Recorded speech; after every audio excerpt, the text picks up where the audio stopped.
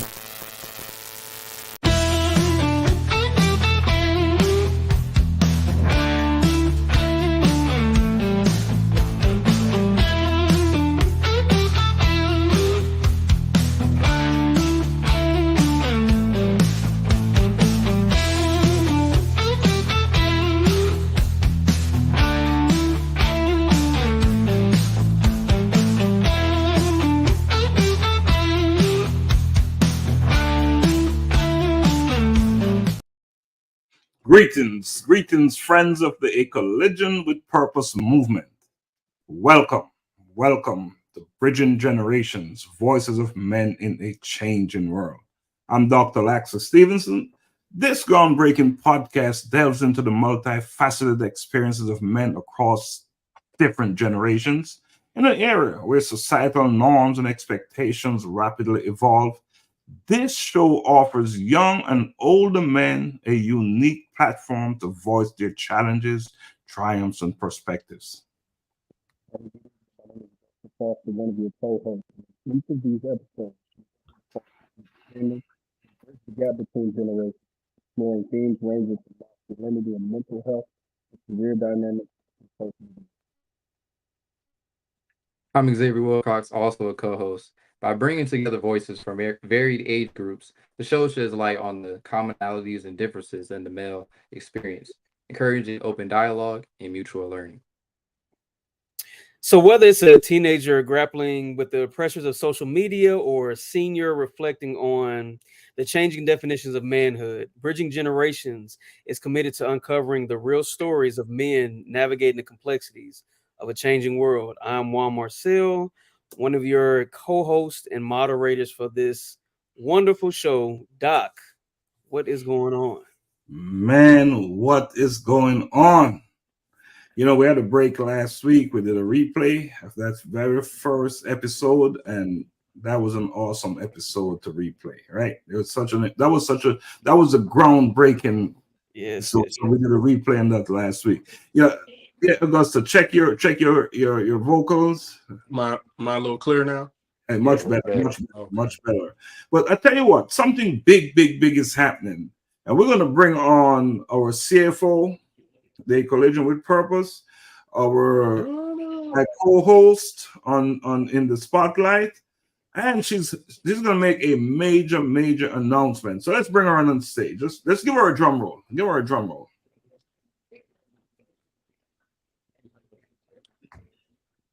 Donna. And there she is. Hi. How's everyone doing? Great. Doing well. Magnanimous. Blessed and highly favored, as the old folk would say. Hey, Yes. there you go. Awesome. I Come on, love church. it. I love it. Speaking that positive affirmations. Hey. Amen, man. Y'all got me saying amen. Are we in church? Are we in church? Amen. Amen, Bishop. But Donna, you have something you want to share with our viewers, and we should welcome them, right? Welcome our viewers. You know, you're watching Bridging Generations, Voices of Men, Share the link, share the link, share the live. Get the word out. We have a powerful show lined up for you tonight. We have an amazing special guest. He'll be coming on later. And we have our superstar, Donna T, who's going to talk to us now. Talk to us, Donna. Oh my goodness. Well, first of all, I will say that it is always a pleasure to be in the company of you awesome men, right? You pour so much out and I get so much information and knowledge from you guys, and I'm totally blessed and appreciate it. So with that, we will be having a new like an extended part of a Collision with Purpose, but it will be called Today with Donna.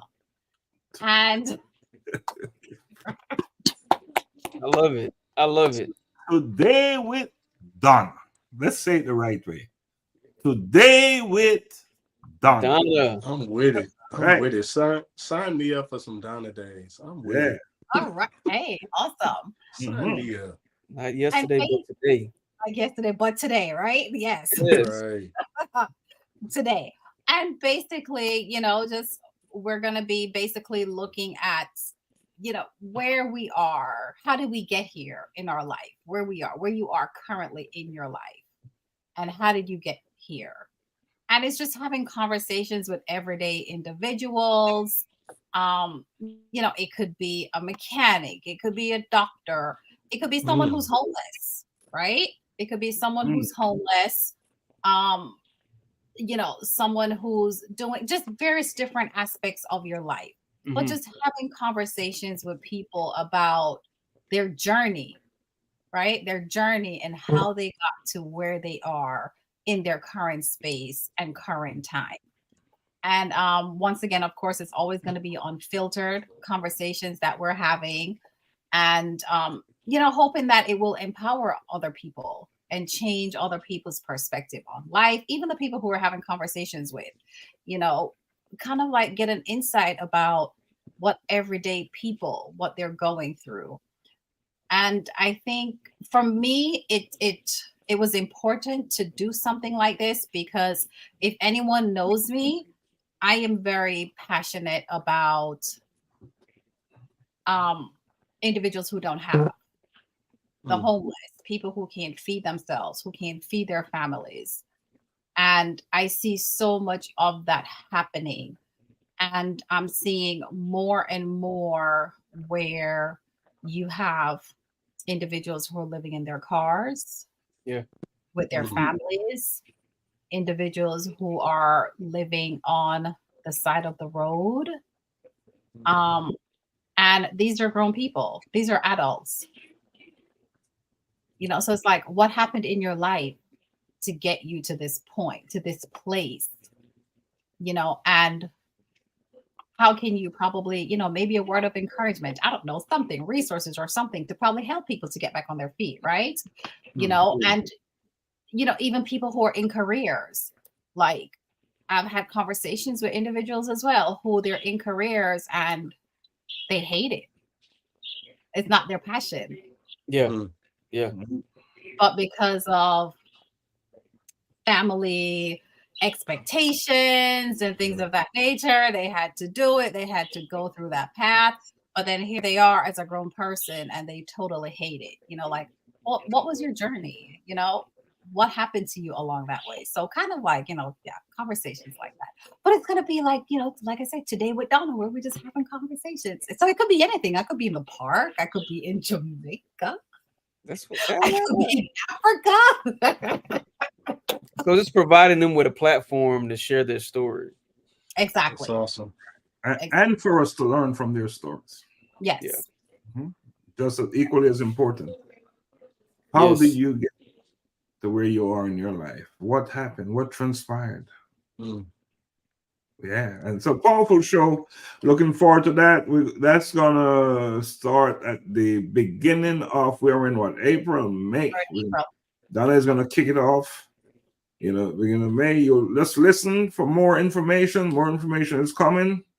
You'll get more details. There's a video that will be released soon, and we're inviting anyone out there who wants to share their story to get in touch with Donna, myself, so we can get you lined up for one of those type of interviews that Donna will be doing. Some of them will be live, by the way. Yes. Some of them will be live. Live. We're gonna go live with it. Waits in the journey in Jamaica. Make it shall be. That's because I'll be in Jamaica this month. In May, as a matter of fact, I'll be in Jamaica. I can fit in a carry-on. Live from Jamaica. So it's a big piece of what we're doing here at the Collision with Purpose, and we're just so grateful and thankful that we have Donna on the team as our CFO, as the producer of this show here, Bridging Generations, and the moderator, co-moderator of In the Spotlight, and now the host of Today with Donna. How did you get here? Right? So don't be surprised, guys, if you're one of the first interviews. How did you get here? and that will be aired on Facebook, Instagram, or brand new YouTube channel. What's the name of your YouTube channel? Today with Donna. What's the name of your Facebook page? Let me go like and subscribe. What's the name of your Facebook page? Oh, Today with Donna. What's the name of your ever page? Today with Donna. Exactly. So let's get out there, subscribe, like, and so you can be first to receive this new hot piece, this program, Today with Donna. Right? Today with Donna. Yes. Thank you. All right, so I had to bring Donna on. We're gonna jump back into our business here. So Donna, thank you so much for sharing that. And get in line, because this is gonna be so hot. Get in line. Get your You're welcome, and thank you for having me. I appreciate it. Looking forward to it. Don't be surprised if you're not back on. Don't be surprised. Don't go too far. Don't go too far. Don't go too far. Don't go too far. Don't go too far. All right. Appreciate it, Donna. Appreciate it so much. And let's get that information out there. And Today with Donna, it's going to be a big deal. Big deal. All right, gentlemen, what's happening in the news? Man, I almost want to piggyback off of what Donna was talking about. Today is Thursday. Monday, she was speaking on homelessness and people who don't have and wanting to seek to people, specifically those who were unhoused. And I know on Monday the Supreme Court overlooked a bill to basically decide whether or not starting the process to decide whether or not if somebody who is unhoused and goes and builds an encampment, police and local law enforcement tearing those down, does that count as a form of cruel and unusual punishment? Because these people are already, the lack of services that are available now. If you coming in and tearing down what in essence is their home, where is their place of peace, where they are comfortable, where they are safe, is that cruel and unusual? And I'm new here to Georgia. I've been here about 3 years, but I know in California they just assigned an oversight committee because you have people who are taking the money where it should be going to the homeless, and there's no real checks and balances. And now here in Georgia and throughout the South and other places, it's now reached all the way up to the highest courts in the United States of America. So I think Donna kind of led that off. And specifically if you're somebody who's in Georgia and you ride around Atlanta and you look under 285 and 85, yeah, Atlanta has a issue. And I try not to call them the homeless. An associate of mine, Terrence, runs a nonprofit called Love Beyond Walls. And I've kind of leaned more into referring to it as those who are unhoused. And the unhoused issue in Atlanta, seeing it firsthand, going to work and other stuff, it's compared to people who are living in $500,000 homes and 2 blocks away, people not even living in cars, like under underpants. It's disgusting and it's rough to see. Yeah. It's interesting that we're talking about this. We were just having this conversation at work a couple of days ago. A coworker brought up how now Hartsfield-Jackson Airport, yeah, now you have to have a ticket to even come into the airport due to the issue with the unhoused gentleman who went in stabbing folks and Yeah. harmed some individuals in the airport. So now you have to have a ticket to even enter into. Of course, if you have, you've already put in there that you need some type of assistance or have special needs, you can be escorted. But other than that, you have to have a ticket. Yeah. So Crazy. Crazy. Wow. Things are happening, huh? Not so good. That's so good. So how do we insulate and protect ourselves? That's the question. Because while bad things are happening, things that are, remember now, we're about bridging generations, voices of men in a changing world. So we must cope, we must adapt, we must still work and get our work done, no matter what is happening around us, right? That's what we're about on this platform, and that is what we're teaching. That's what we're modeling. So how do we get around those type of curveballs they're throwing at us? They're not even straight balls, right? They're going all over the place, right? So how do we navigate those things is a real question. I think through and Augusta's always touching on this, just community activism and just service. I'm the homeless liaison with the academy that I work at, and so I'm talking with parents and students weekly about just personal care items that their students need, and just making sure that they having to take them through the process so we can actually assist them with housing, and what that looks like and what forms they have to fill out, and just putting care packages together for their students, just to take home with them or just to use while they're at the academy. And this conversation, I've been in this role for going on a year now, and it's ongoing. I'm constantly getting emails like, "Hey, Mr. Smith or Mr. Juan, I saw the video you put out or the email. My students and I, some of them live out of a car, or they live with, family members or a friend, or in motels. So this is more common than we realize. And I just found out a couple of months ago that a lot of times people won't either classify themselves or be labeled as unhoused, displaced, or homeless because they are living with another individual who is providing the assistance, but they're still without a home, their own home. So there's criteria and everything to be able to identify. That is so interesting, because in the book, A Collision with Purpose, In Pursuit of Purpose, someone in there said you can still live in a home and still be homeless. Yes, absolutely. Right. Absolutely. Yeah. And that, what a place to find yourself. What a place to find yourself, right? Yeah. So what should we be doing then? We have to shore up ourselves, right? And we had a conversation, and we're going to bring Xavier into this conversation. We had a conversation, and we made a decision that 1 year from 2 weeks ago, there's going to be something significant happening in our lives, the four of us on this platform.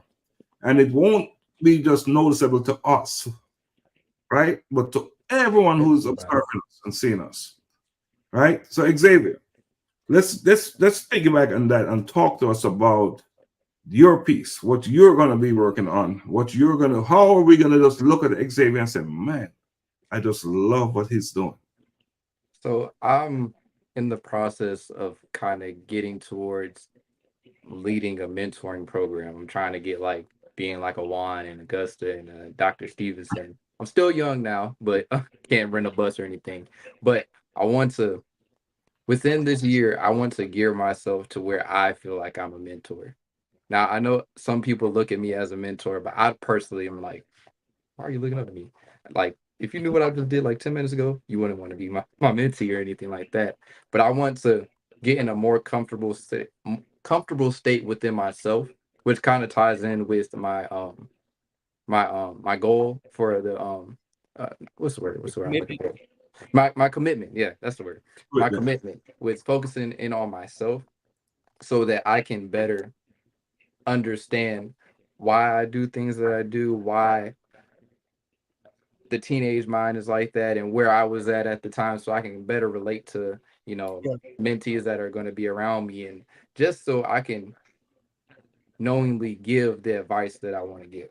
and know that it's the right advice, and not lead myself down the wrong path or lead someone else down the path. Because being a mentor, you're literally the model for someone else's life.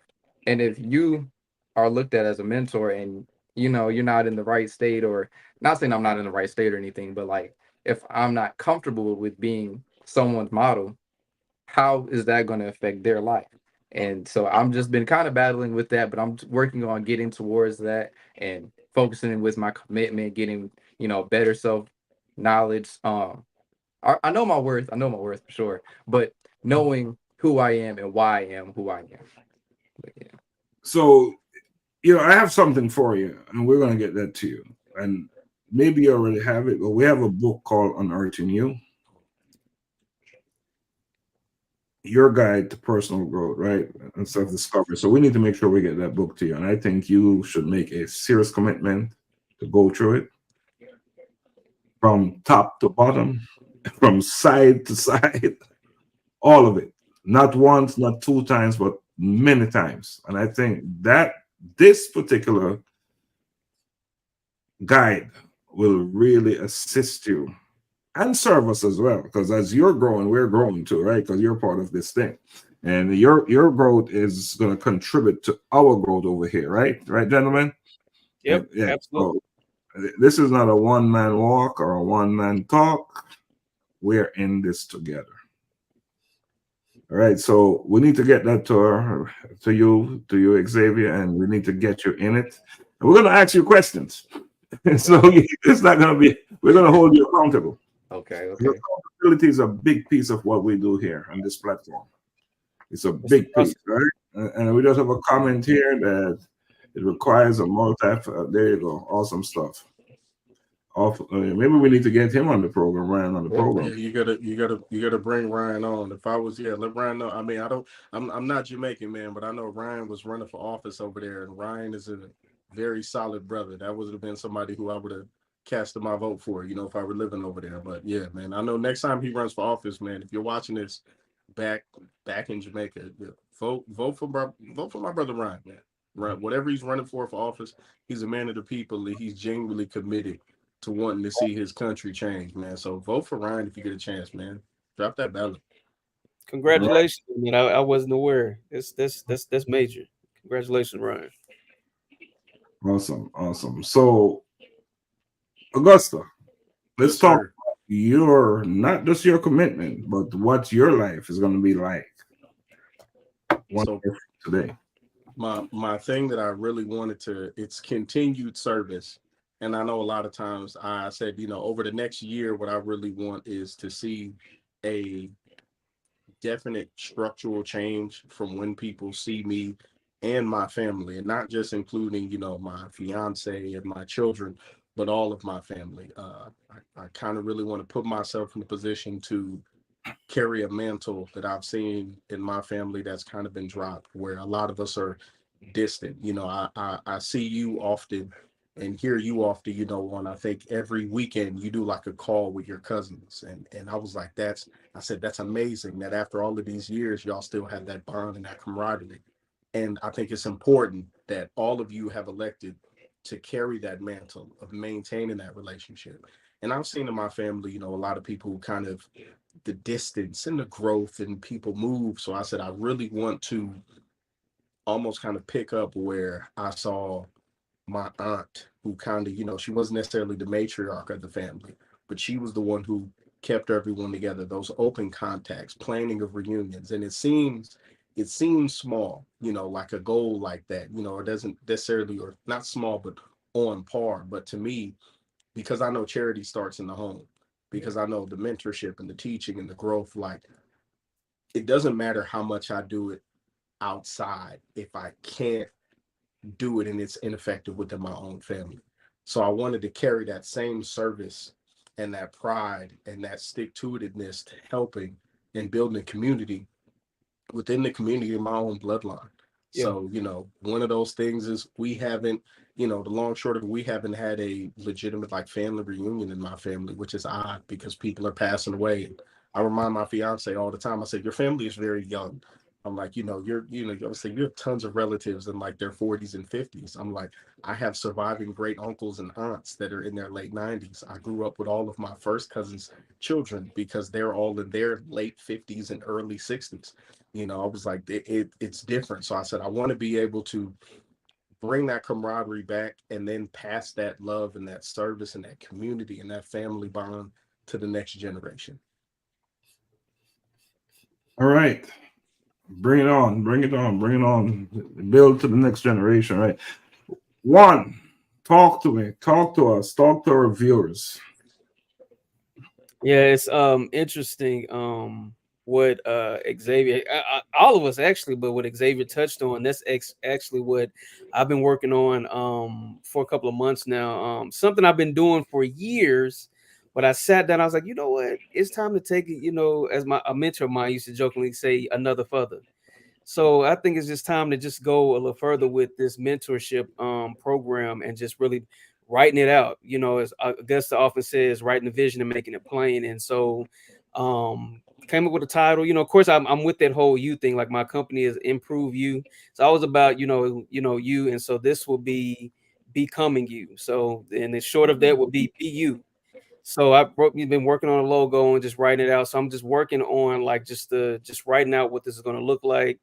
Programs, thank you. So I like it, man. I've been in I the lab like cooking it. it up, I man. like Just really it. thinking about like what I needed, what the target, audience is going to be is males, females, both ages and demographic, all those different things, just what it looks like, and just how to go after it, and what they will be benefiting from with this program. What are they getting? And it's more than just sitting around, us talking amongst each other, but when they come, I want to do basic life skills, hard skills, soft skills, Right. realize, if you look at statistics now, a lot of the employers are just kind of just upset because they're like, these kids are coming out not having any social skills or soft skills. They're introducing themselves, shaking hands, a lot of those things. So definitely want to create a program, a comprehensive program for youth and young adults. The mentorship program, becoming you. So, and it's helping them figure out what their path looks like. I didn't have that. I knew what the conversation was about. You going to college, you going to the service, but it's taken years for me to actually just hone in on what my passions are. What I'm really called to do. Through conversations now, but I wish I'd had these conversations when I was 12 or 15 and 18. Right. So definitely want to do more engagement and start having these conversations as early as possible with these youth and young adults. Awesome. So before I say what my thing is and to build on what I said previously, from this platform here, nothing would please me more than to see some leaders, political, holding offices. That's the kind of stuff I'm talking about. I'm talking about Xavier becoming a congressman. I'm talking about Augusta. That's what I had in mind. I like what people are saying. However, the vision is a year from now, we need to be on that path where one, maybe a county commissioner somewhere or moving up. That's the vision that I'm talking about. I thought you were about to announce. I thought you No. were about to announce your for president. I thought you were about to announce your run. I can never be any more serious than I am right now. That's the vision. So next week when we come back, I want you all to be building on that type of vision. Remember, we had someone on and said not enough of us are running for office, looking at those possibilities. That's the vision. All right. So absolutely. So today I went to a school, a private school, with my grandson. Not when my grandson was not there, but for placement in their kindergarten program. And on the way home, I got confirmation that my vision, Donna's vision, a collision with purposes vision to build a learning academy was so real, and it was confirmed. And that is what we're going to do. Real, physical building. We'll also have virtual programs as well. Mhm. But we're going to build it out right here in Atlanta. It's awesome. Awesome. All right, we're going to build it out. That's what you will see coming from a collision with purpose, and everything that we're doing is aimed at that. Today with Donna, daily insights, building, bridging generations, voice of man, the interviews, the books, everything we're doing is aligned with that. Yeah. Yeah, that's where we're heading in the spotlight. So that's the piece that you will be seeing. And the good thing about it, there'll be a role in there for all of us. For this is not going to be a small thing. It's going to be big stuff. That's what you'll be seeing. So we'll be building up, and we'll talk a little bit more. You know, our guest, our special guest, he's in backstage, and we'll bring him on after the break. And you know, he's the right person to share this idea with and to get his thoughts, because I'm sure there'll be a role for him to play as well with what we're going to be doing. So yeah, that's the vision. We need leaders. We need leaders from this group setting examples. We need people who are going to be, running to be chairperson of this, that, to be congressman, whatever it is. But you need to show a whole different structure from what you normally do. It's great what we're doing. And it's great to be mentors and all that good stuff. It's important. You're doing that already. Right. We need to lift it up and set examples. Set the examples. Be the change that you want to see. All right. So everything that everyone said is great, but we need to see Xavier be the next congressman. And why not? You can do it. I've been around many politicians, and I am not that impressed with what I'm saying. No, I'm right. Hey, I can agree. Yeah, I'm not impressed. Our mindset is what it's all about. Right. Yeah. So let's fix that mindset. Let's get it there and know that you can do it and will do it. You just need to have the will and the courage to do it, and it's a done deal. Everything else will fall into place. All right. So, Donna, let's take us on break so we can come back and introduce our special guest. All right. We'll introduce our special guest, and Juan, you'll do us the honor, and then we'll bring him on with the drum. Okay.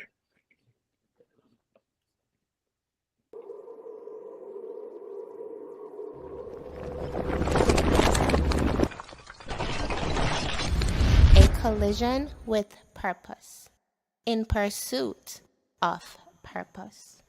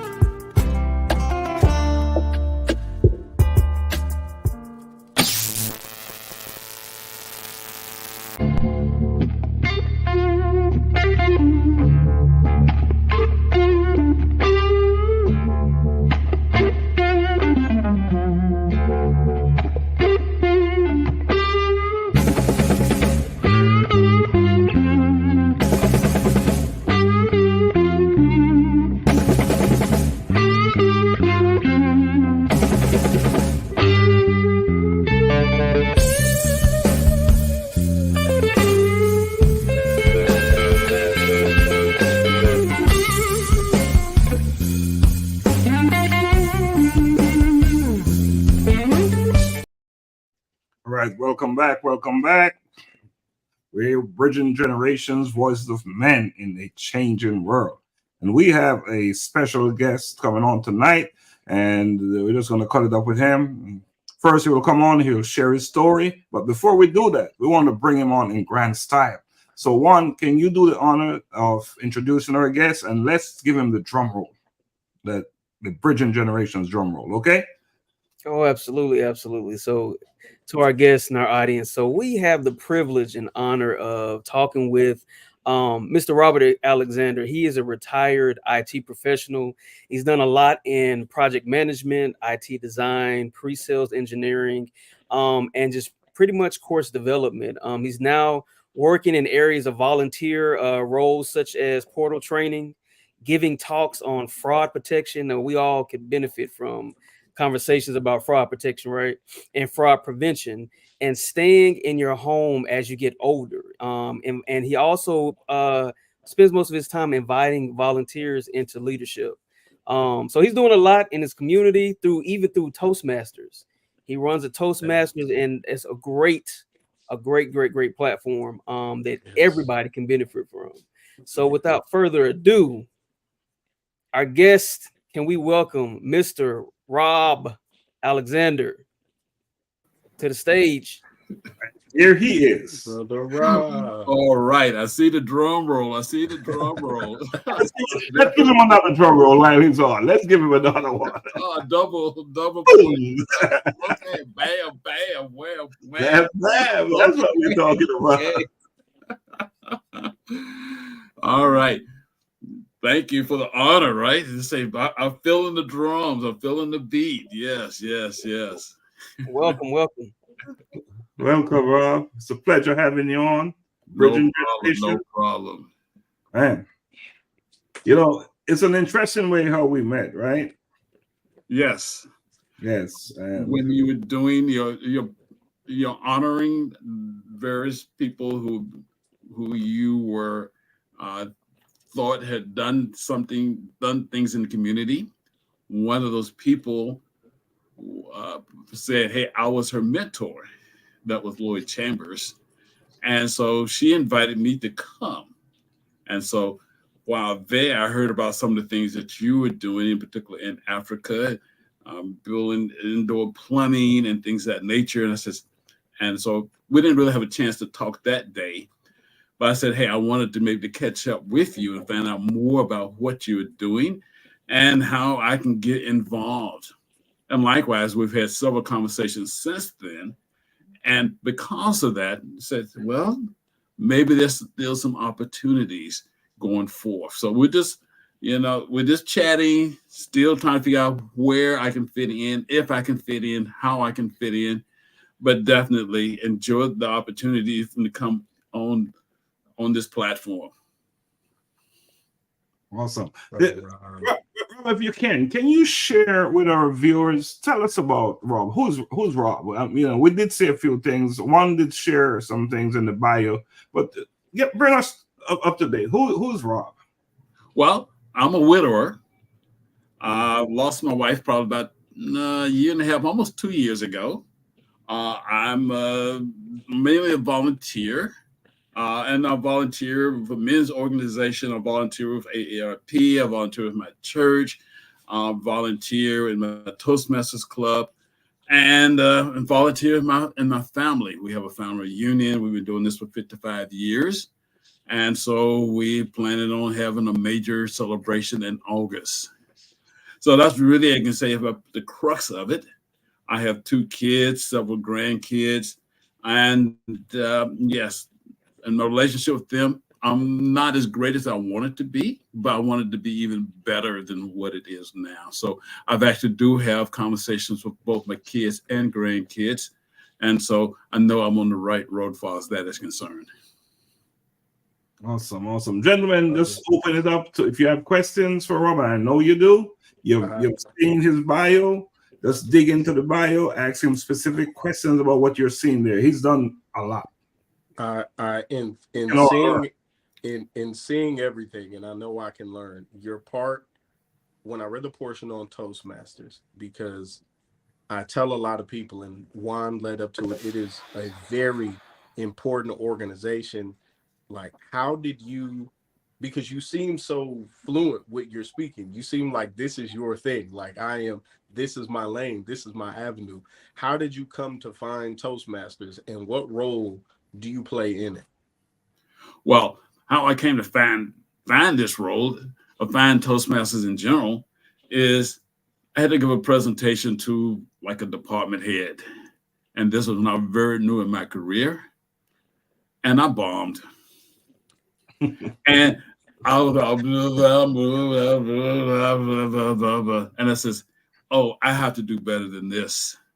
And for that, that was started me on my search.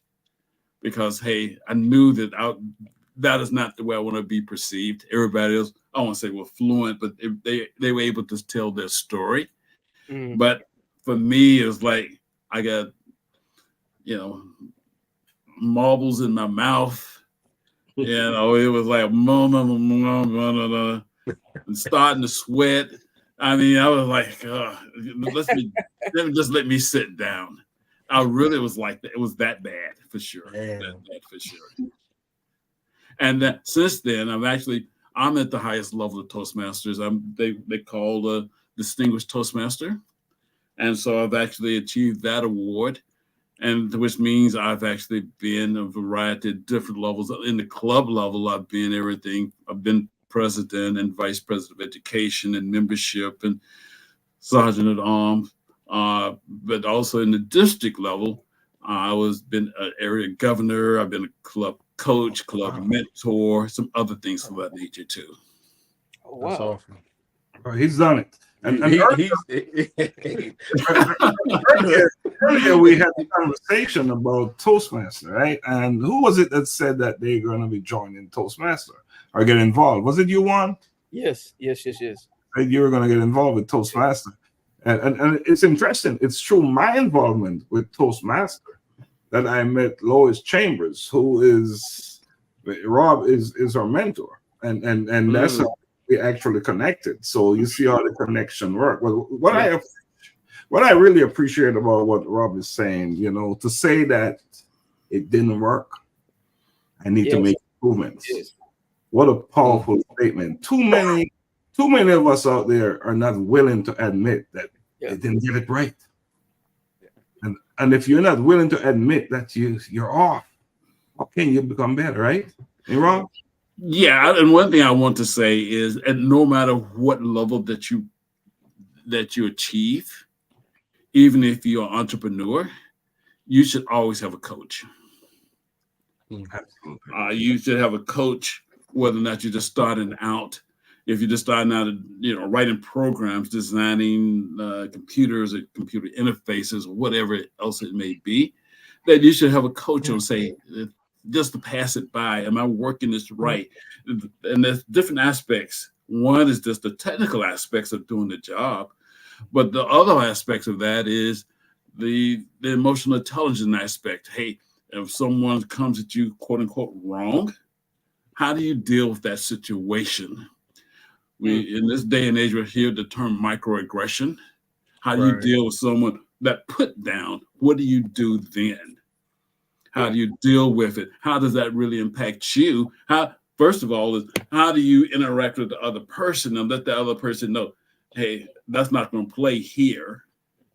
But the other aspect of that is internally, what do you do so it won't necessarily affect you emotionally and it get you off of your game? So we've been talking about mentoring, being a mentor and be a mentee as well. That is so important. None of us know so much that we cannot be a mentee, right? Right. In fact, I think it's a great place to find yourself. Great place. I totally agree with that. I think we all need to have someone, because we don't know what we don't know. Right. I say that all the time. Yes. Don't know. Yes. We need to put that up on the screen. We don't know what we don't know. and that's real talk right there. Real talk. Gentlemen, let's open up the floor and ask the questions. Let's tap into that short bio that we have, and just use that as for the questions. Well, so what? So okay, I'm 22 right now. I'm just out of college and getting into the real world, you could say, even though I've been in it. But what advice would you give to 22-year-old self? What advice would you give to yourself if you were 22 years old again? Well, I graduated from an HBCU, Tennessee State University up in Nashville, Tennessee. Okay. Yeah, and so one of the things that we had a program several years ago where several of us who graduated back in the day. By the way, I have a background in electrical engineering, but what we did is that we gave a mentoring program to graduating seniors and to grad students. And part of it was like a 5-6 week program. The first thing is knowing what your strengths are, what you want to do. The second thing was finding out the companies where you potentially may offer those skills. And then likewise, finding out how to get engaged with those companies. And the other aspect of that is knowing where you want to go in your career. I think that's probably the biggest thing. Do you want to remain technical? Do you want to be more of a business-oriented type person? Or where do you want to really go? Yeah. And then likewise, make sure that you find that you have a path. And then once you get inside that company, try to find that mentor. So, and you can have more than one mentor. Just don't think you only need to have only one mentor, because you may have a mentor, maybe one helping with your financial goals, whatever. Another one helping you with your technical skills. Another one helping you with your, relationships or whatever. Great advice. Good. Takeaway: multiple mentors. You have different needs, different areas you need to grow in. It's not a one size fit all. Yeah. All right. Very important. Yeah. I would say one thing else about that, Doc, and that is that you have to realize, hey, that most of the training that you have is only going to be valid for maybe 5 to 7 years. Yeah. And so you always have to continue growing. Continue to grow. I mean, in this day and age, I think everyone needs to know what Python is. Everyone needs to know a little bit about AI and Chat GPT and all the other platforms. And if you're not, I think you're doing yourself a disservice. I recall in, was it 2009, 10, 11, I was doing a degree in computer networking. And I recall Cisco computer networking. And you all know who Cisco is, right? The company Cisco. Yeah. And I recall the chairman, the president of Cisco, saying that in a couple of years, you won't recognize how we communicate. And boy, was he telling the truth? He said, in a few years from now, you won't recognize how we communicate. And look, Rob talk about don't let innovation slip away without you tapping into it. Right. It's here. Apply yourself to it. Get from it what leverage. The word is to leverage innovation. Mm-hmm. Right. Get what you need from it. And I would say one more thing in that same regards, Doc, and that is you can be in front of the train, or you can be behind the train. You can be run over by the train. Mm-hmm. So a lot of people talking about, I'm going to lose my job. And yes, a lot of people will lose their jobs going forward as far as the technology is concerned, or whatever the new technology is. But there are going to be a whole lot of other jobs that will be created. Mm-hmm. So I think you're talking about what can you do as a graduate. is like, I don't know, something called a mind map. I don't know if you ever did a mind map. Just talk, saying wherever you are, and then talk about what things out there, where technology, direction of the country, environmental, political, everything, and then say, okay, where do you think the company, the world is going, your company is going, you are going, and how can I map to make sure that I'm ahead of the pace? So in our book, Unearthing You, Your Guide to Self-Discovery and Growth, there is a mind map in that book. So I'm talking to our viewers now. Go out there and get that book, Unearthing You, Your Guide to Self-Discovery and Personal Growth. We have, I don't recall how many chapters, but each chapter is an exercise that will really pull you out of you. And one of the chapters is we use a mind map to assist you. And why is that book so important as well? I'm going to divert a little bit. But each book purchase on a collisionwithpurpose.com website, $5 will go towards a scholarship fund, or the Collision with Purpose Scholarship Fund. So if you buy the book from us, you're not only supporting us or the sale of the book, but you're also supporting a student somewhere. And I believe that's a big deal. Yeah. That's a big deal. So, Rob, I'm glad you mentioned about the mind map, and it just jogged that. You just brought it out of me, and thank you for that. All right, more questions for Rob, please. I would ask Rob. You clearly, you appear to be, a young man. I'd say you're not a day over 43. So the man got jokes. I agree. Yeah, I think not a day over 35. What about that? I'm praying one day. Black don't crack. I'm praying to get that consistent.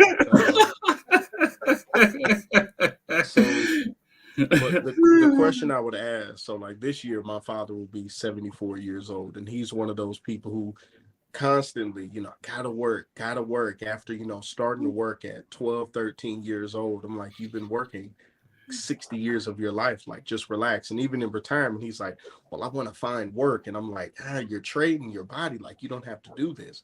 So now, with respect to not just the mentoring, but because really I think what we're talking about is upskilling. How do you approach someone, those of us who, who work with those who, younger, who do work with, some of the OGs or the seniors of us? How do you assist them or guide them with upskilling to kind of say, hey, look, you don't want to get lost behind the curve. You kind of want to stay ahead of it. What's the approach? What are the conversations that get had to even introduce them to that?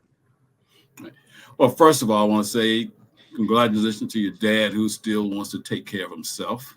Right. And still wants to make a contribution. His work a lot of times people have to work because they need to earn money. And so you see people at Walmart, and then they should probably be home, but they're there because, hey, they need to earn the money, or they need to earn be there long enough so they can get the medical benefits. And that's a whole different issue that we need to probably address in this country. Far as actually getting the skills set so that they can actually be a valuable contributor. I would actually do the same thing as we talked about before. And maybe there's a site called Udemy, UDEEMY.com. They have courses that you can take. They can be very elementary to very advanced classes, and they always have sales. And you can get almost any of those classes for, under $20. Even the class which $200. If you wait long enough, you can get it for like $20. So if you have a particular topic, you want to learn photography or digital transformation or Python or whatever else the skill set that you want to learn, that would be an easy way to do that. I would say also go to your local college, your local community college. And a lot of times they have programs too, very reasonable in price, and you can actually get certified. So maybe the thing to do, as opposed to quote unquote going back and get a degree, is just get a certification in a particular area. Right. And you can do that probably, 1 or 2 classes, maybe 6 months or so, and maybe you're certified to train or do in a particular area. Nice. Good to know. Good to know. Yeah, he don't need the money. He just got to do. Right. Well, I understand, and that's me too. That's Right. me too, and that's the reason I'm so involved in a variety of different things. Makes sense. Thank you. Greatly appreciate it. My question is, in your bio, you talk about staying in your home longer. What is that all about? Well, most of us, if you bought a house and the house is not retrofitted, in case you need to, as you get older, you maybe not be able to walk upstairs, or you may need a walker, or you may need a wheelchair. And so what you want to do is maybe put all your living area on one floor, or you make sure all the entrances are wide enough so you can get a walker or wheelchair through them. Or if you have appliances, that you have all the knobs on the front of the knob as opposed to the back or the side of your stove or whatever else it may be. Same way, if you have a shower, you want to make sure that the shower is walk-in. So in other words, to be able to, as opposed to trying to lift your legs up and over the traditional tub, that could be dangerous as a person get older. So all of those things, where you put your light switches, where you put the lights, all those things. So you want to retrofit your home so you can stay in your home as long as possible. Because the longer you stay in your home, the cheaper it is.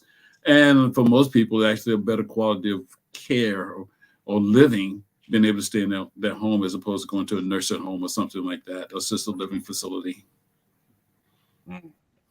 And how important is that, right? Oh, for sure. How important is that? I know you got a lot of youngins over here, so they probably don't even know what we were talking about. So No.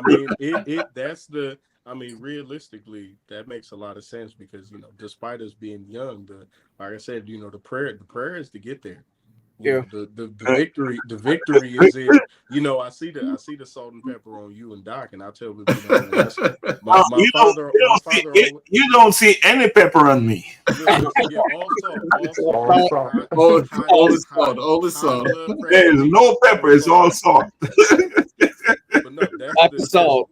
That's all salt. But that's the victory.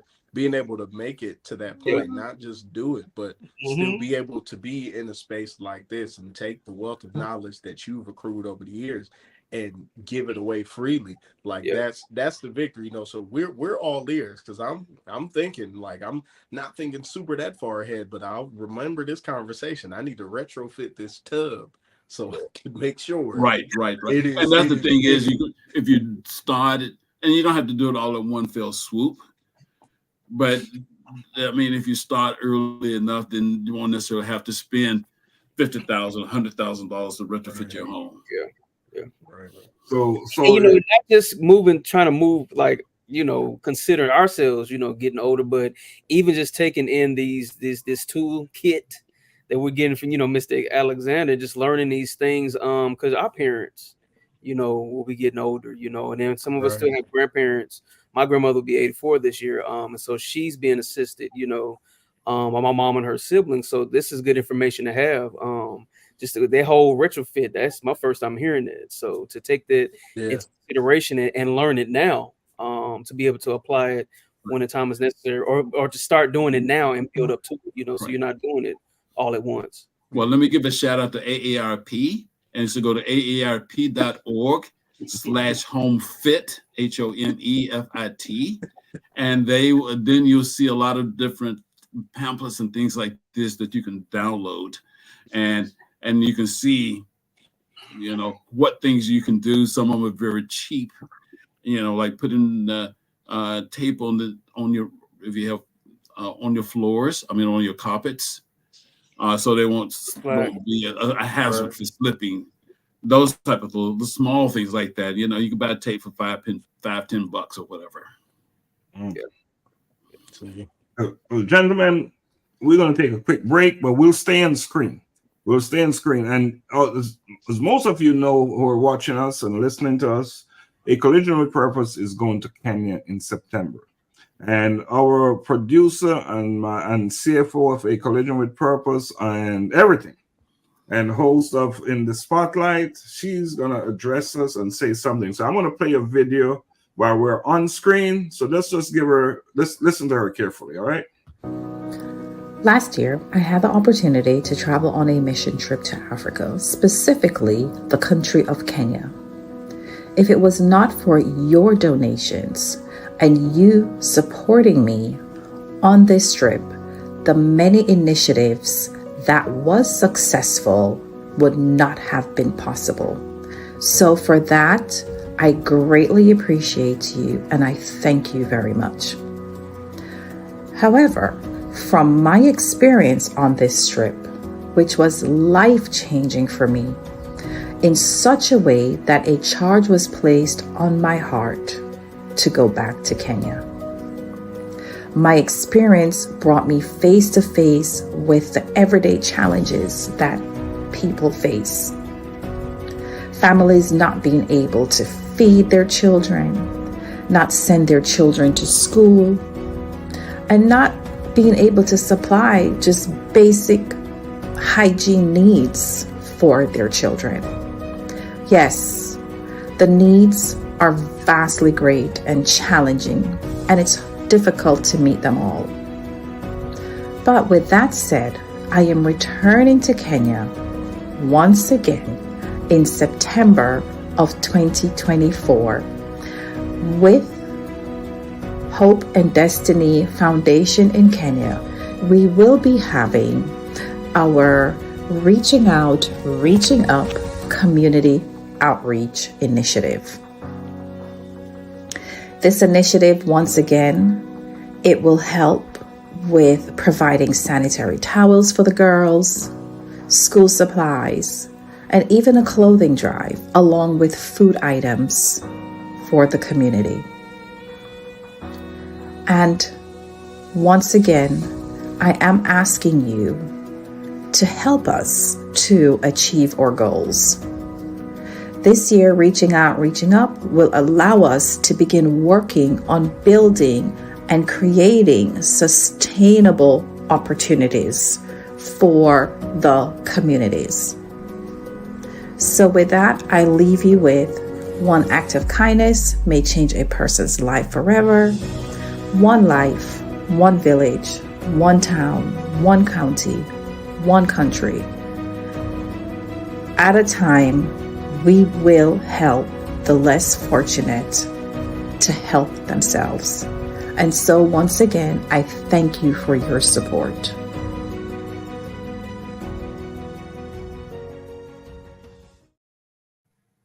All right. Welcome back. Welcome back. That was our she always introduces herself as none other than Donna. I want to have her pop on because she will very likely she'll have a question for Rob, and we want to get her insight in this conversation. So we're not going to give her a drum roll though. We'll only do the drum roll for our special. What? Now she don't get the drum roll on the second regular. I'm gonna give her the drum roll this time around. So here is Donna.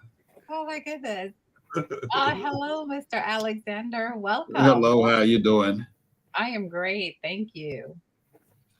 I'm just enjoying listening to you. All right, thank you. What would you like me to say, Doc? Any questions for you've been listening to the conversation? I know you have something you want to ask, Mr. Alexander. Oh wow. There was something you said in the beginning that kind of caught my attention, right? I commend you for all your accomplishments and all the work that you have done, right? But there was something that you said in reference to building a better relationship with your children and grandchildren. Mm. And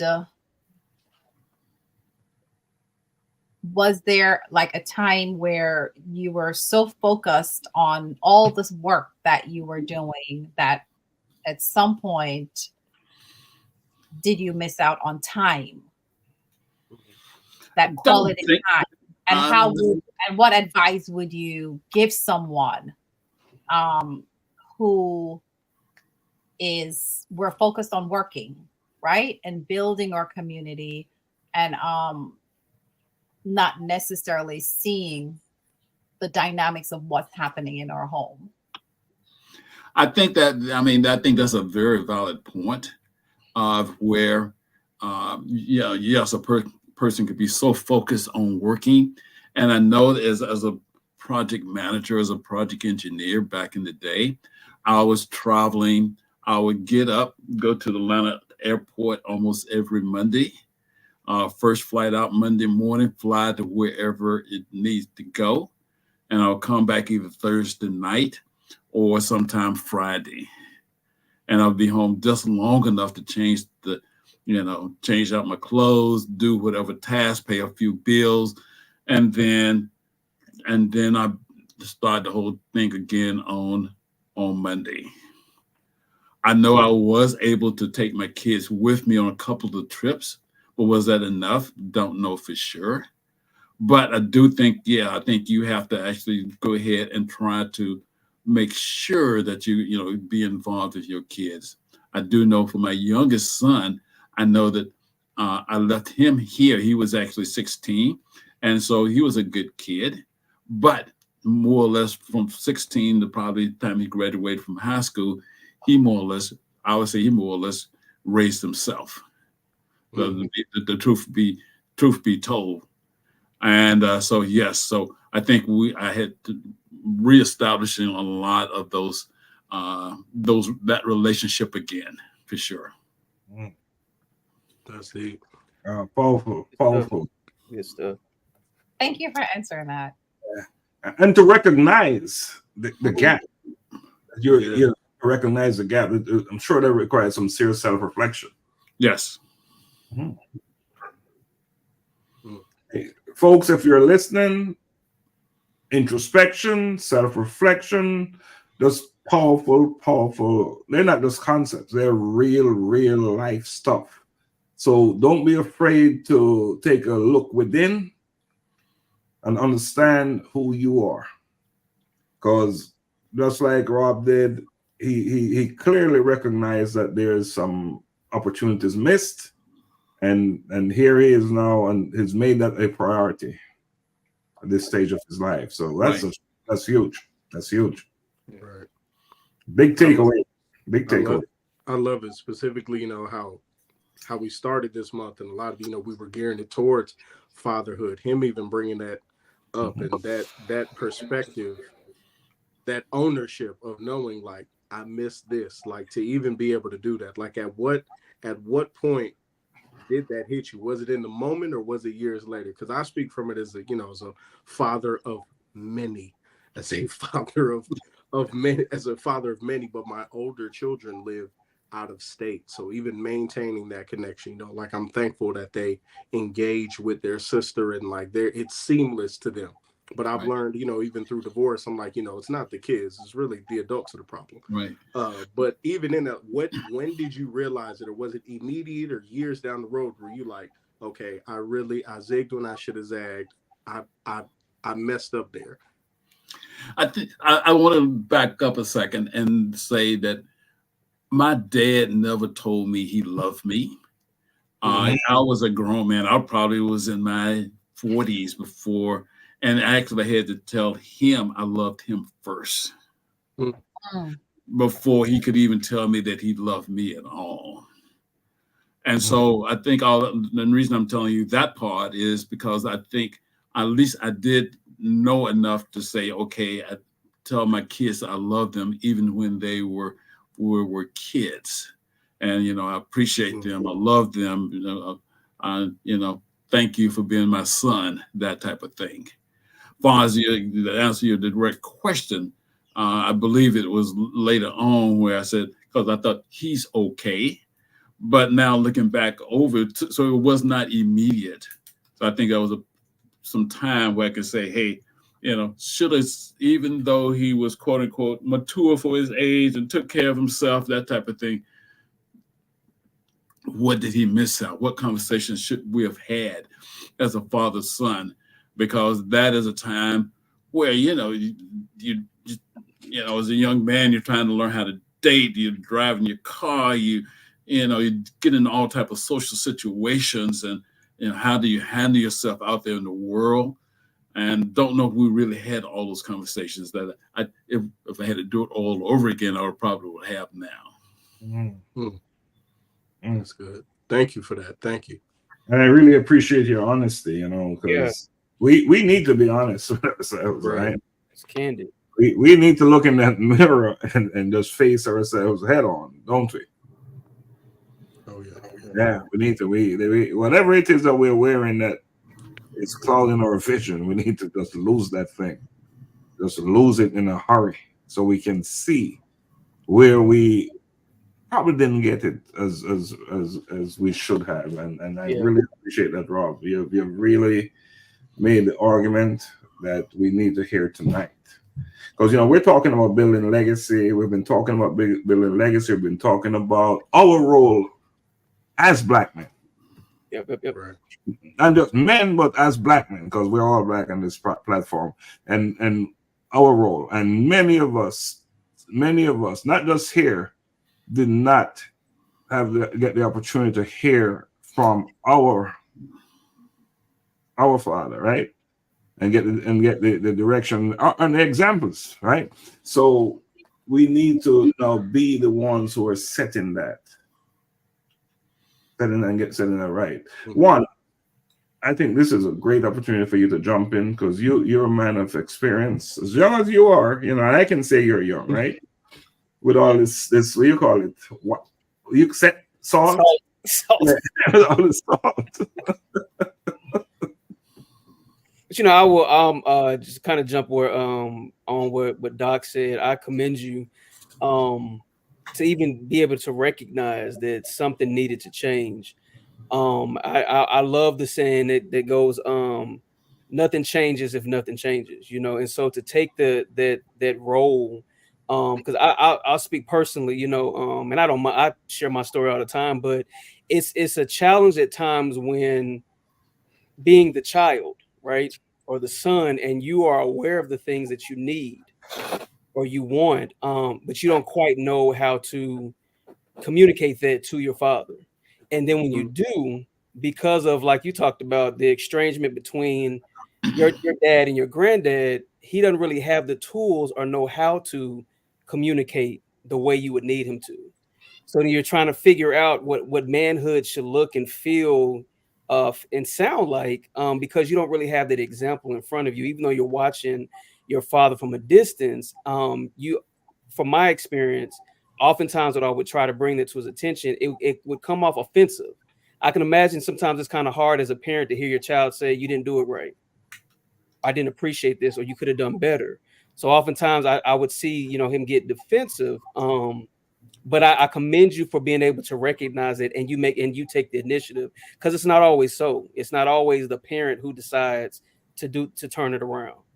It's always the child having to come and say, hey, I need you to hear this. I need you to hear me out. And then the parent might consider it or try to, just really think through that process. But I think that's big, you sharing that. So my question is this, like what I know you said there's something that you're still working on. What initiatives or efforts do you make to ensure that you're talking to them regularly, or just checking in? Like, what do you do just to make sure that you stay connected or get reconnected? Well, I think the biggest thing is, you have to be intentional. And I think the intentionality means, hey, that I know it sounds like, you have to put them on the calendar. And people say, oh, just like if you're in a relationship with someone, you have to say, okay, even though it seems like okay, you have to put me on the calendar and say we're going to have a date on Friday or Saturday or something every week. Yes, you got to do the same thing with your kids and grandkids, especially if it's not something that just happens automatically.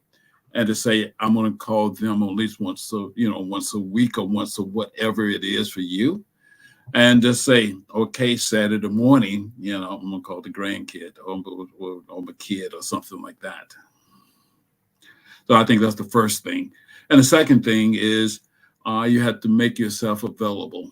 And that is you have to reach out and say, let's hook up. Let's do some things together. I know probably about maybe 2 or 3 months ago, maybe 2 months ago, I was able to take one of my sons and both my grandsons and my granddaughter out.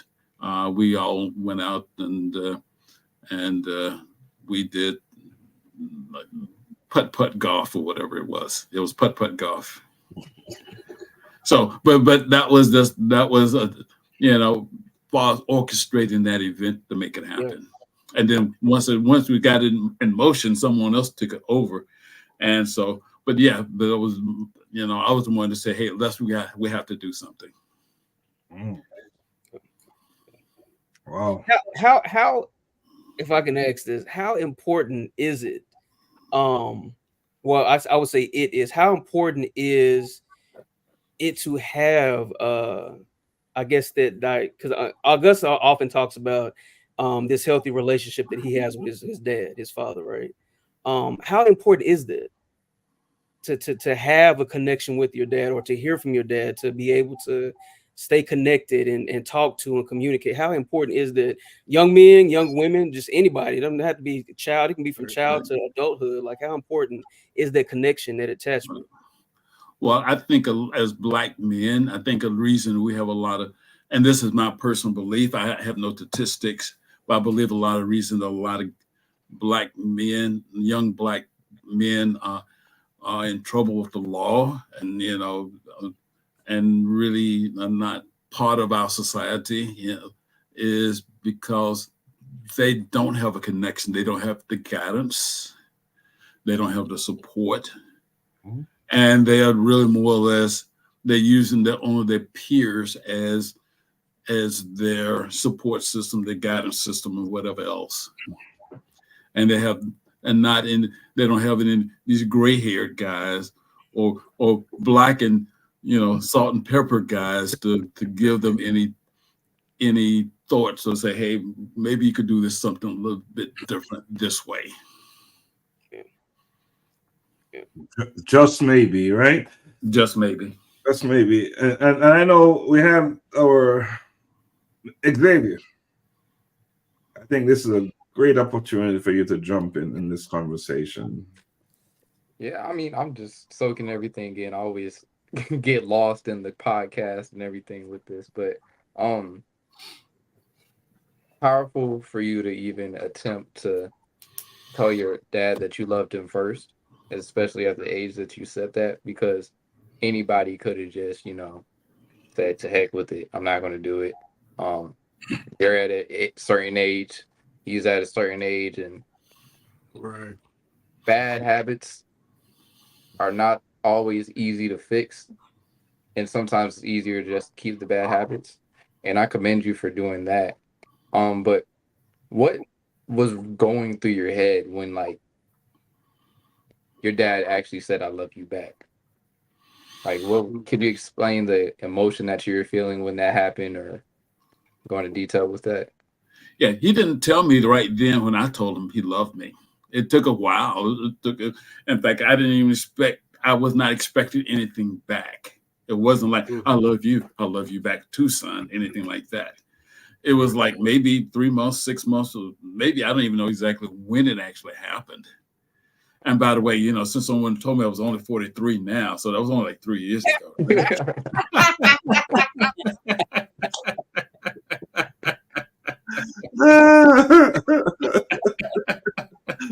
Who was so generous? Who was so generous?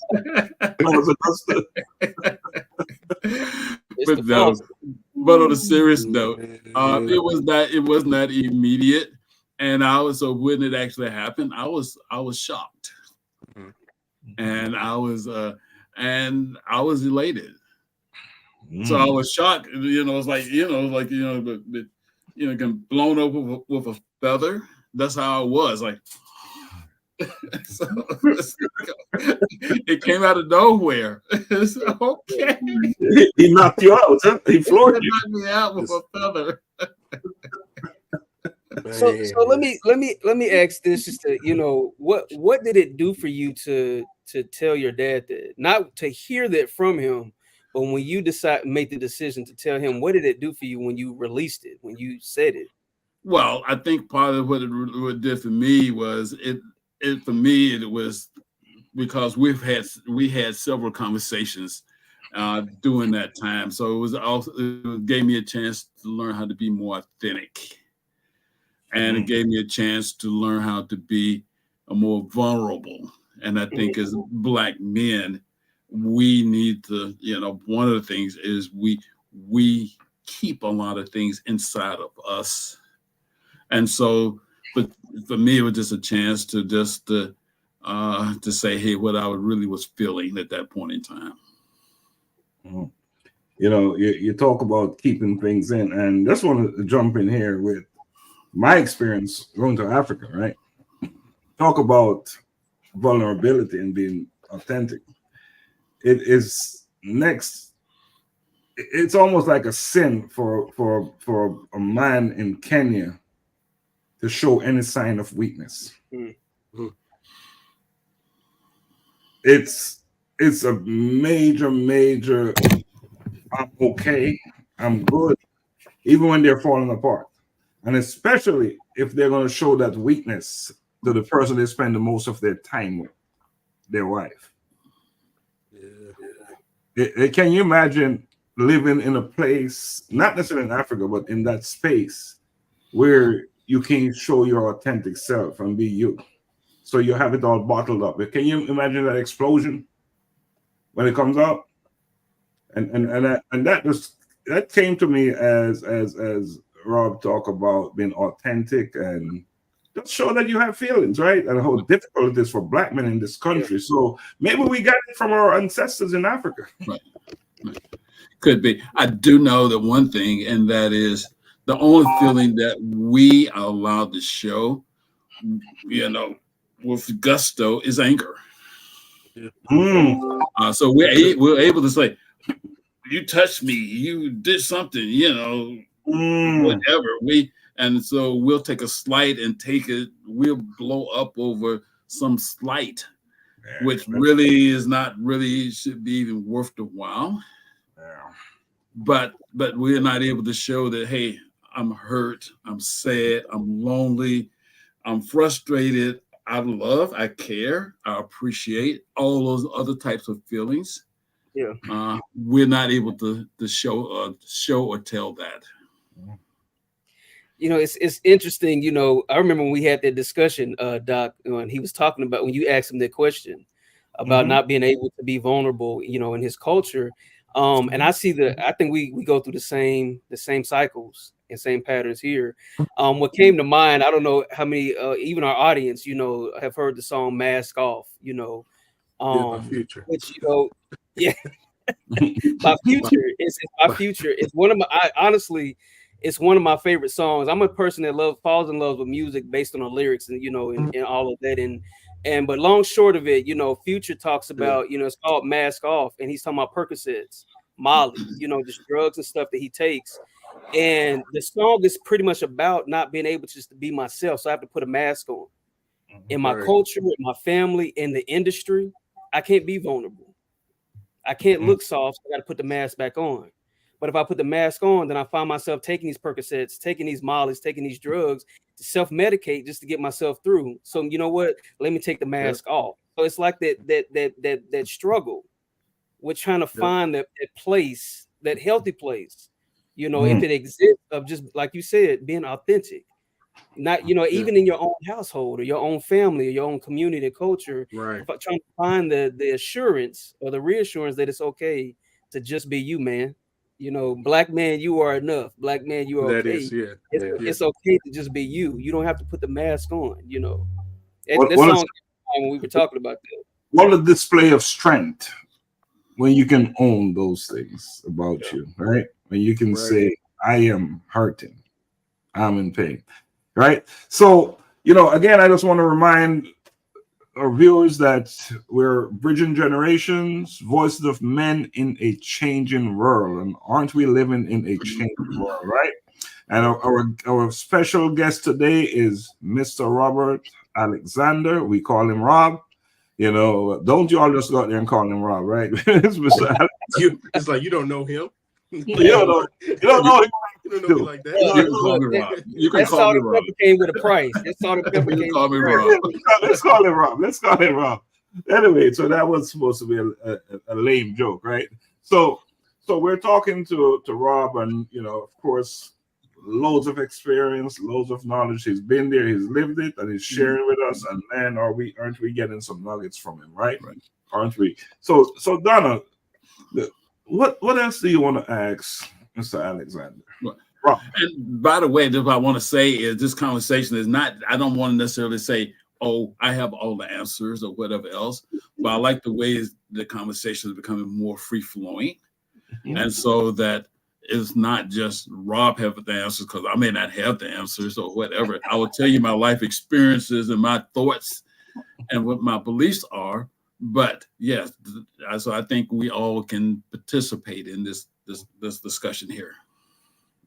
And if you're listening or watching and you have a question, just type it in the chat. If you have a question for Rob or anyone on the panel, just type it in the chat, and I know we'll attempt to give an answer to the best of our ability. So Donna, we cut you off there. Can you jump in? Okay. I don't really necessarily have a question, but I definitely commend you for the path that you are on with your children, and for several reasons. Yes, for yourself, but also for them and their growth and their understanding of who their father, who their dad is, and that will help them along the way. And the reason why I'm saying that, just to give you a little bit of background, I kind of share some of your sentiments in the sense of a relationship with my father. I knew my father, all that good stuff. I've never heard my father said, I love you. And we could have conversations, dialogues like we were friends, but it was never that emotional type of a relationship to share those things. And my father left this world without him saying, I love you, and me saying, I love you back.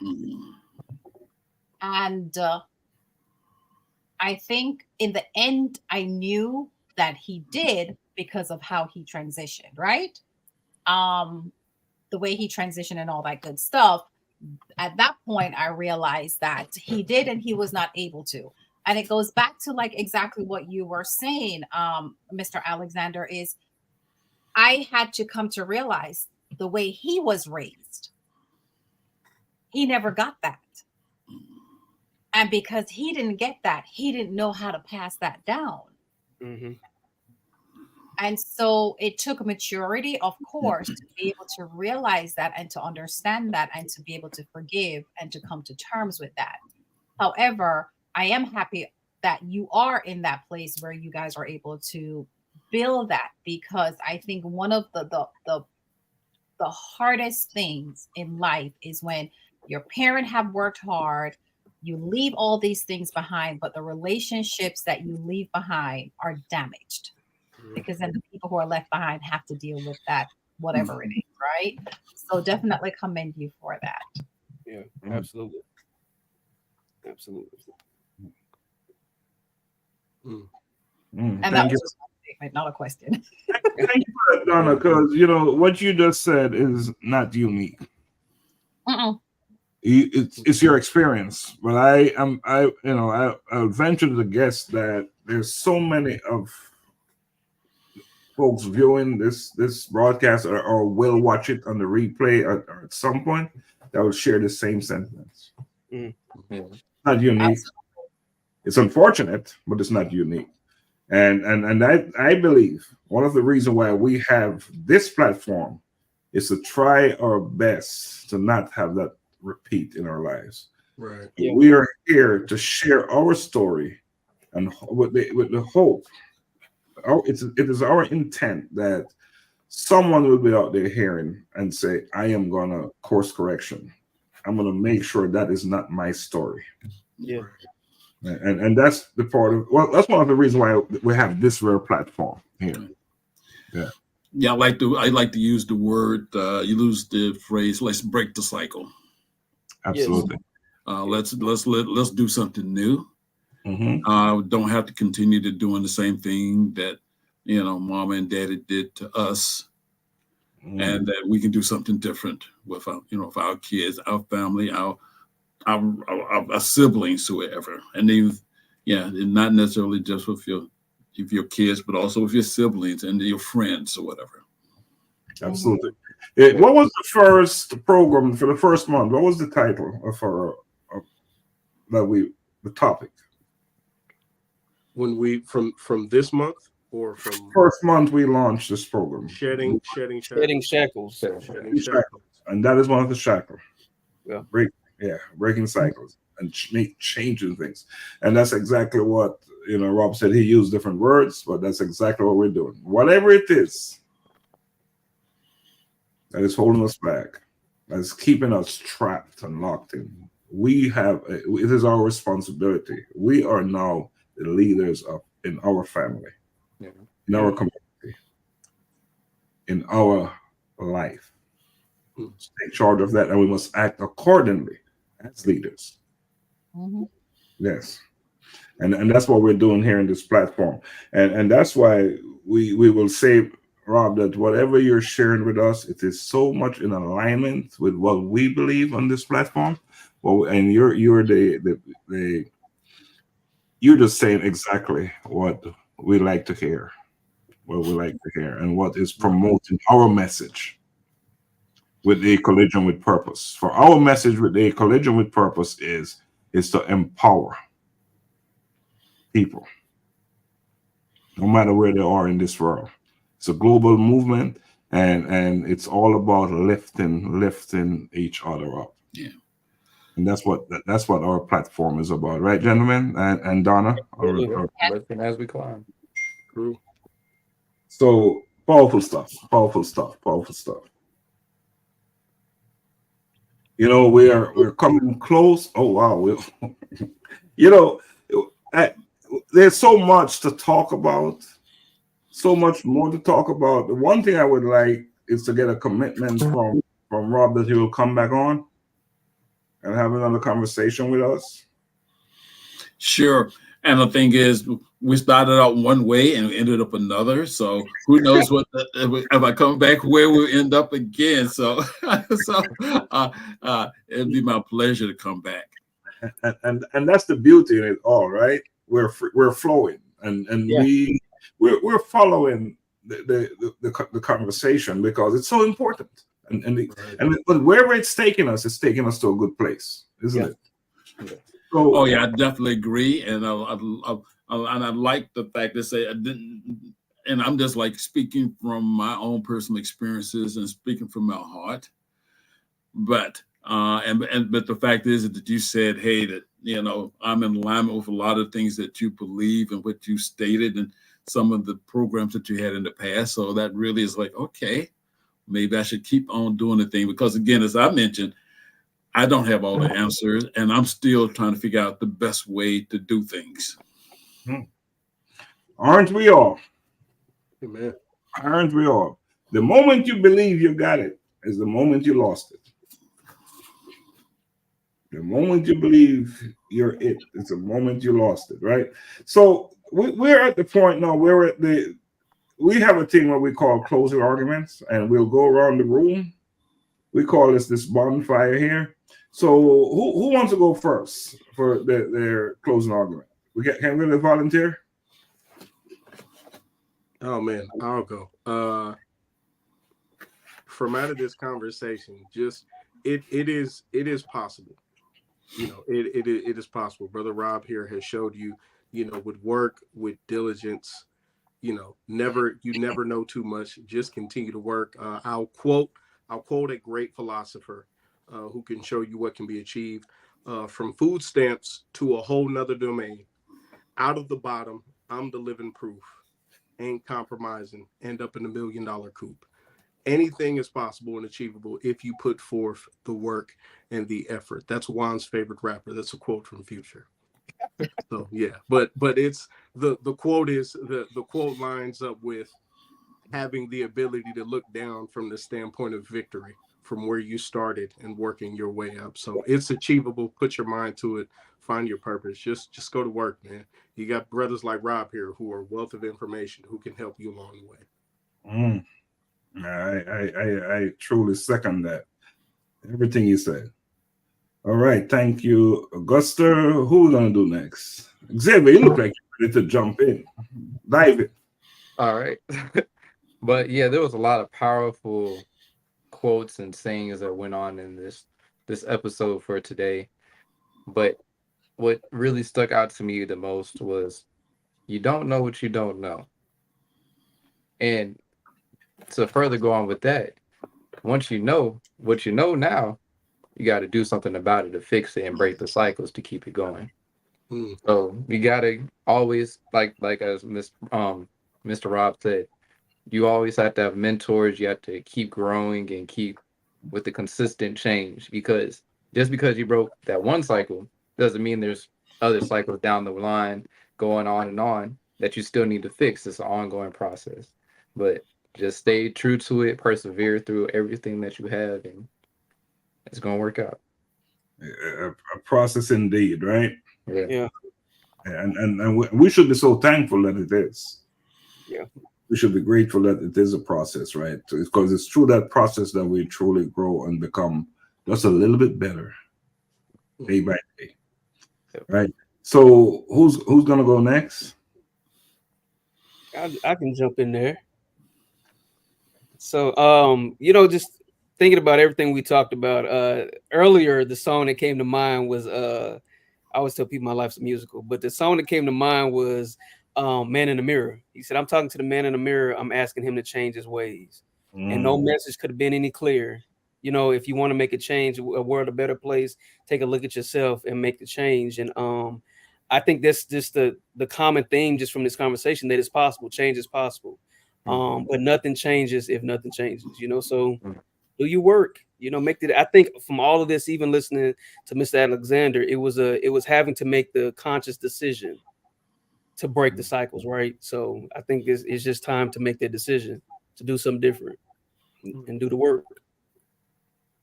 Thank you so much. Man in the Mirror, huh? Right. Man in the Mirror. That was a powerful song, but the words are still so relevant, right? Yeah, it starts with me. Oh yeah.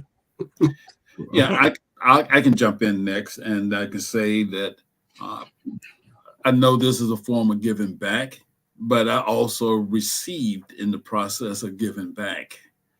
And I would say the thing is, you're never too old to learn, and you're never too old to give. That's good.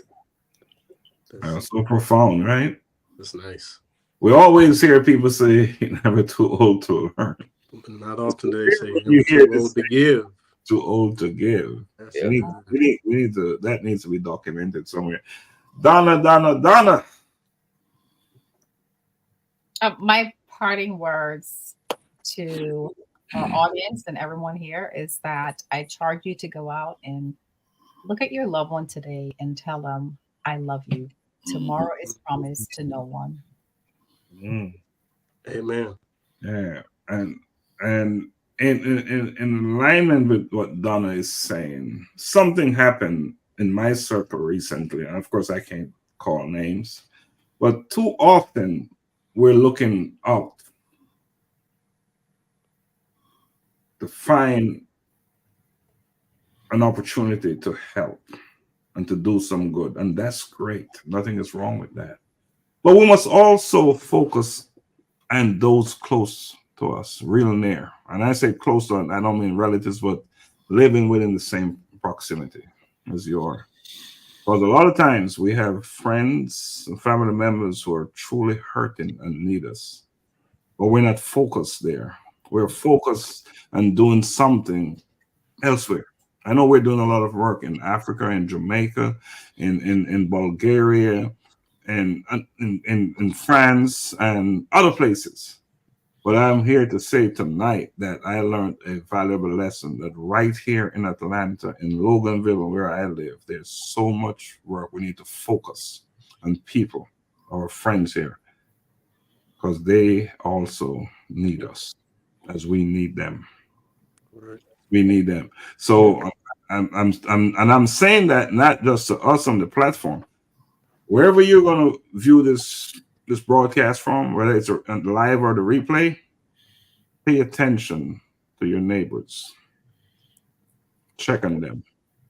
Check on their needs.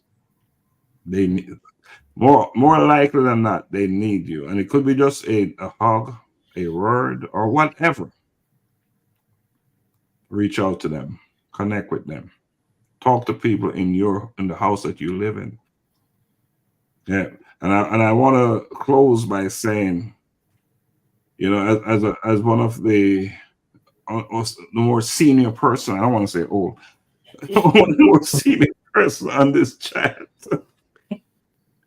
You know, it's you. Life is just beginning. Your best life is today.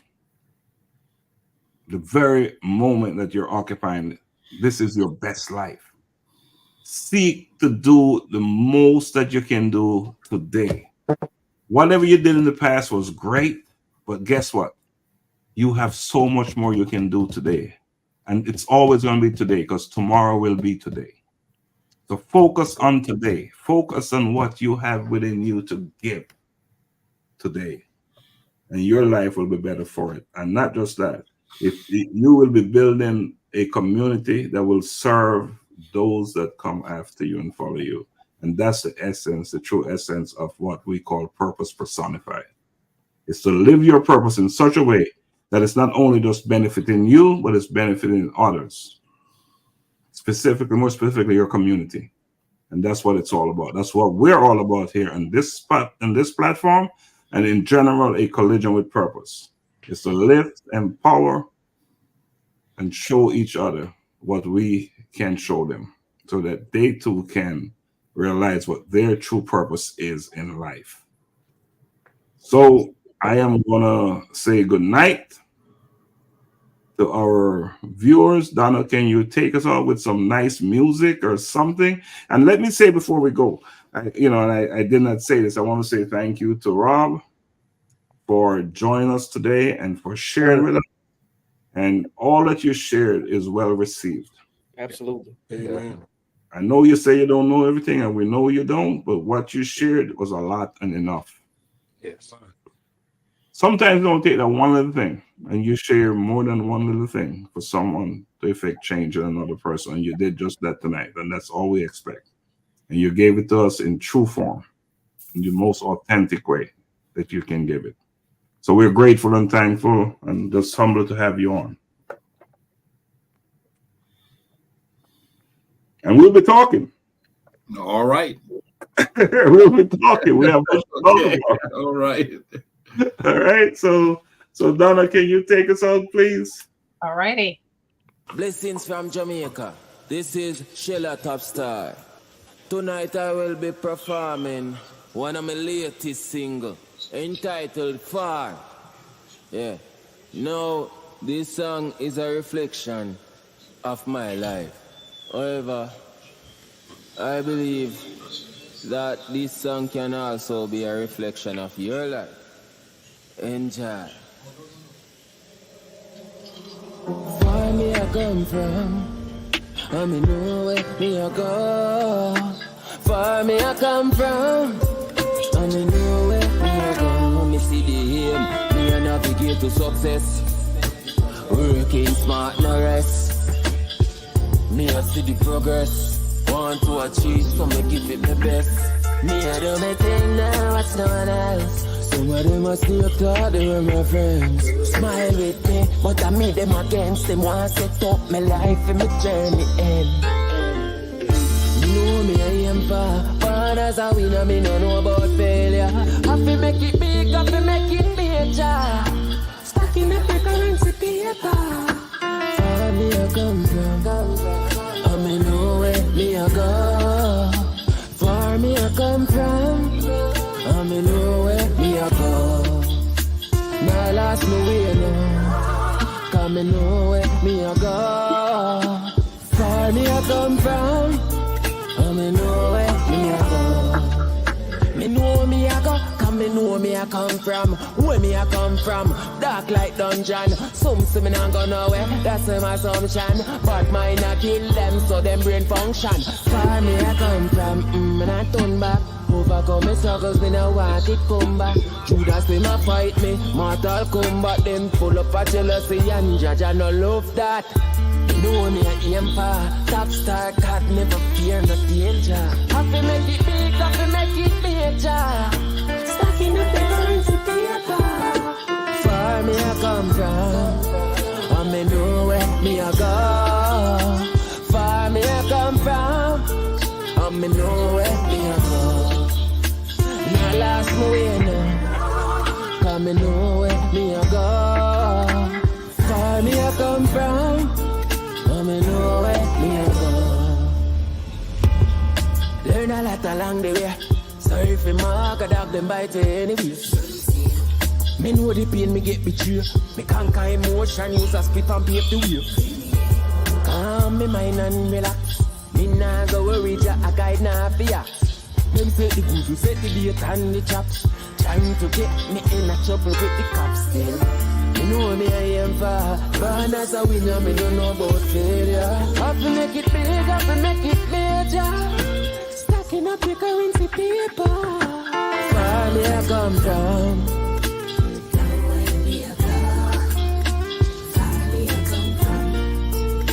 Me know where me I go, and I tell you something I last me way now. Cause me know